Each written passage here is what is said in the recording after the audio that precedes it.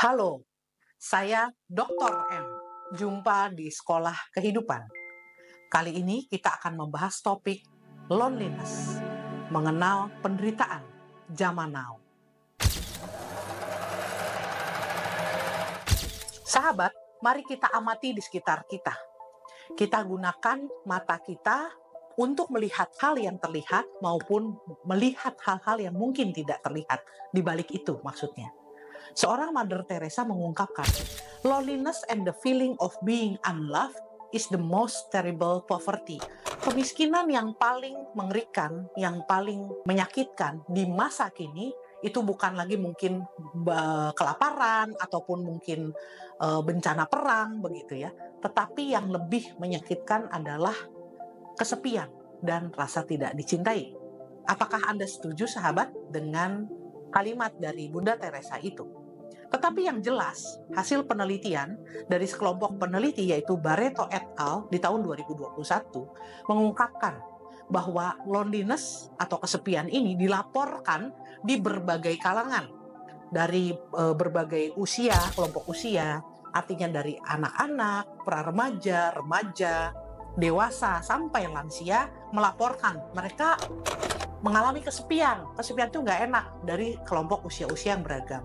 Begitu juga dari berbagai kelompok gender, perempuan, laki-laki, dari berbagai kelompok budaya itu melaporkan kesepian itu. Artinya kesepian itu betul-betul meluas. Dan kesepian ini dikatakan menjadi penyakit yang berdampak secara luas di seluruh kalangan tadi, gitu ya, dan mengakibatkan kesedihan dan kesakitan, kehilangan semangat hidup, dan bahkan sahabat dilaporkan juga mengundang pikiran kematian dan bunuh diri.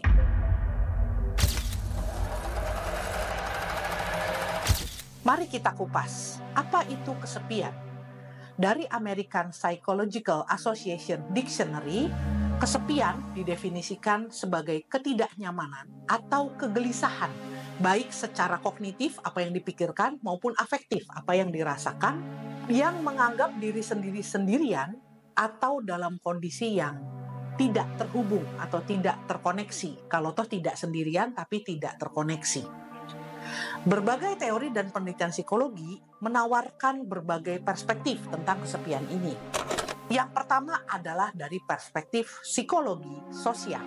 Psikologi sosial menekankan tekanan emosional yang muncul ketika kebutuhan kita untuk keintiman, ya, manusia butuh intimacy, butuh persahabatan, itu tidak terpenuhi.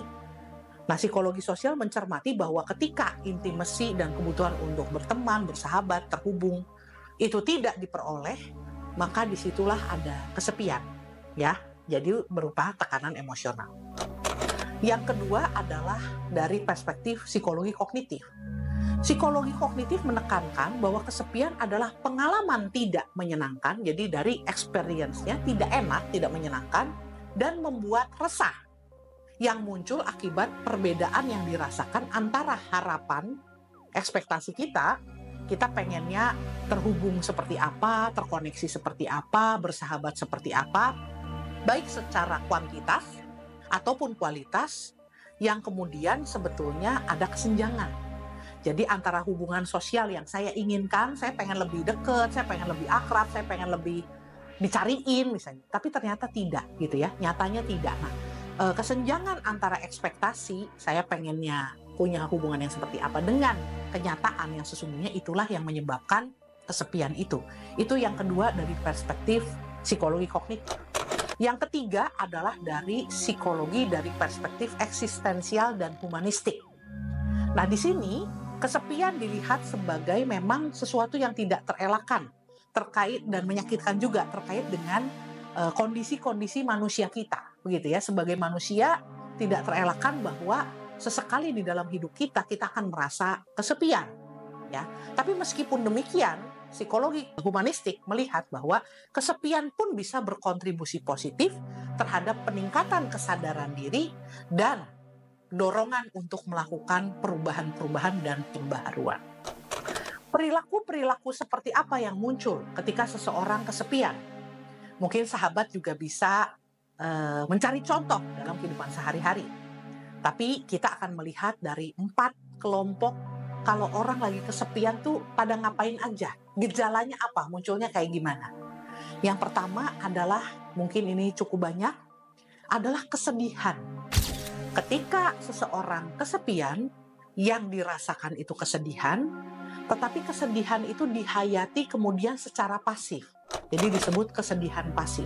Seperti apa orang kesepian yang wujudnya kesedihan yang pasif?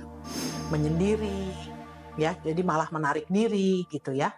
Menangis terus, tiba-tiba keluar air mata, rasa kesakitan atau nggak enak banget gitu, rasa kosong gitu ya. Malah justru dia lebih banyak tidur, atau kalau walaupun tidurnya tidak enak mungkin, tapi dia lebih banyak pasif gitu ya, tidak mau melakukan apapun gitu ya. Makan mungkin jadi tidak nafsu atau bahkan makan berlebihan.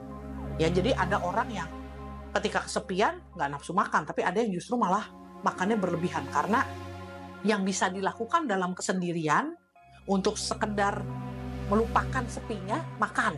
Gampang kan kalau makan langsung gitu ya, makan terus ada. Ada yang kemudian terjerumus dalam tanda petik kepada obat-obatan, baik obat-obatan yang dalam tanda petik masih memang dibutuhkan seperti misalnya minum obat penenang, sampai kepada obat-obatan yang sebetulnya akan membahayakan, termasuk obat-obatan terlarang. Minum alkohol, atau kemudian penggunaan abusive ya dari zat kimia, apapun itu. Itu adalah yang kategori pertama. Sahabat tentu bisa membayangkan kalau respon kesepian kemudian muncul dalam bentuk tadi kesedihan yang pasif, tentu itu dalam jangka panjang, pendek maupun panjang membahayakan. Tapi ada juga orang yang kesepian juga, tapi mereka melakukan aktivitas, meskipun aktivitas itu dilakukan sendirian, tapi itu dia aktif. Jadi solitude ya, dalam kondisi sendirian dia melakukan activity dan itu aktif. Contoh misalnya, aktivitas apa sih yang bisa membantu kita yang kesepian tapi secara aktif walaupun sendirian? Itu misalnya menulis, misalnya dia membuat puisi atau mungkin menciptakan lagu atau menulis cerpen gitu ya, mendengarkan musik, berolahraga. Mungkin dia kesepian tapi dia kita harus malah gunakan untuk olahraga, dia jadi latihan exercise badannya gitu ya. Atau menekuni hobi baru, atau dia ikut kelas online, belajar lagi gitu ya, ngambil kursus-kursus atau apapun, tapi dia berusaha untuk mengurangi dampak buruk atau penderitaan akibat rasa kesepian. Walaupun dia tetap dalam tanda petik sendirian, tapi dia melakukan aktivitas sehingga dia aktif. Itu yang kedua. Yang ketiga, ada orang-orang yang juga ketika kesepian kemudian melarikan diri ke dalam aktivitas-aktivitas instan, kepada hal-hal instan yang pada waktu itu akan secara instan dia tidak merasa kesepian dan sedih akibat kesepian. Contoh misalnya, habisin uang belanja. Kan ada orang yang dia kesepian, anak-anak sudah besar, suami sibuk kerja, lalu dia yang bisa dilakukan adalah belanja. Dan ketika belanja nggak bisa berhenti gitu ya, karena semua itu pada waktu belanja lupa sama kesepiannya. Wah, seneng ya, lucu ya, bagus ya, senang gitu. Tapi begitu sampai rumah lagi dengar setumpuk belanjaan dan barang-barang yang pada prinsipnya memang sebetulnya tidak dibutuhkan gitu. Dan dia kembali merasakan kesepian itu gitu ya. Jadi ada yang membeli berlebihan gitu ya, lalu kemudian mencari ke tempat keramaian ya, pergi-pergi ke tempat yang ramai, entah joget, entah clubbing, entah apapun gitu ya, hanya untuk, dalam tanda petik, bukan hanya ya, saya keterlaluan banget mengatakan hanya, yang dimaksudkan untuk menghilangkan kesepiannya secara instan saat itu juga gitu.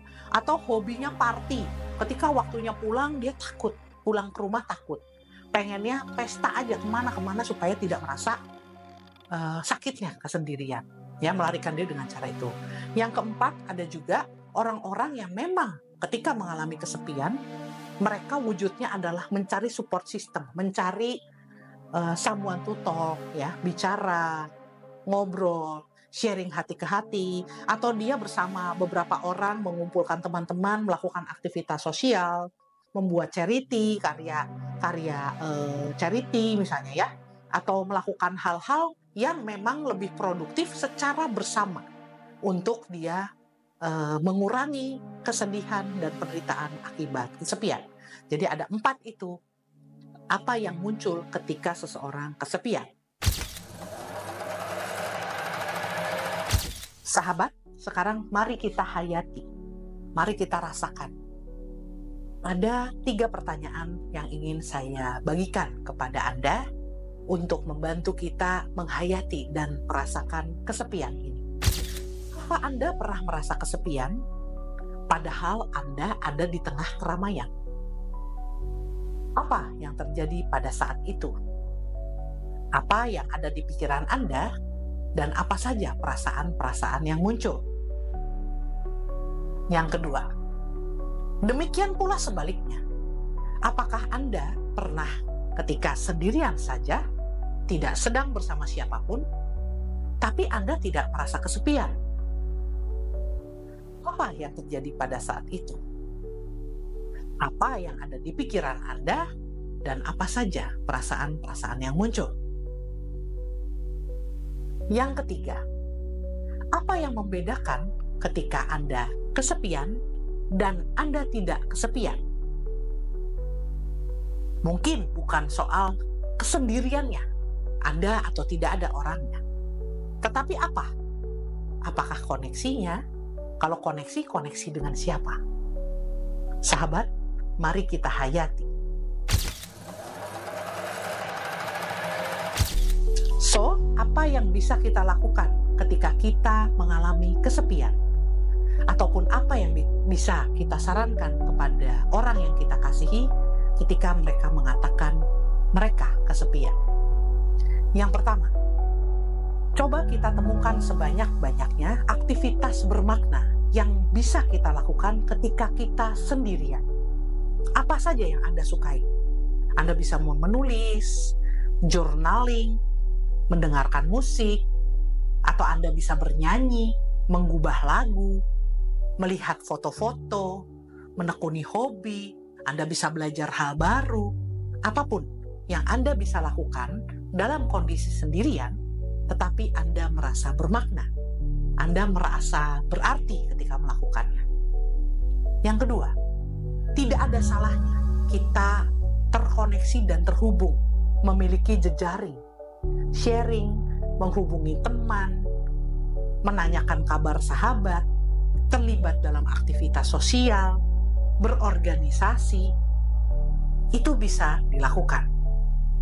Dan yang ketiga, sahabat, tidak perlu ragu, silahkan menghubungi profesional terkait dengan kesehatan mental, ke psikolog, ke psikiater, bila Anda merasa bahwa kesepian Anda sudah sangat mengganggu, dan bahkan ada pikiran-pikiran yang sangat menghambat Anda, apalagi ketika pikiran-pikiran itu terkait dengan pikiran menyakiti diri dan kematian atau bunuh diri.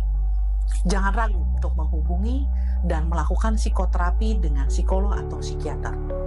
Lakukan yang terbaik untuk menolong diri Anda dan orang lain sehingga kesepian ini bisa diatasi. Selamat mencintai dan selamat berkarya. Sampai jumpa di sekolah kehidupan berikutnya. Bye-bye.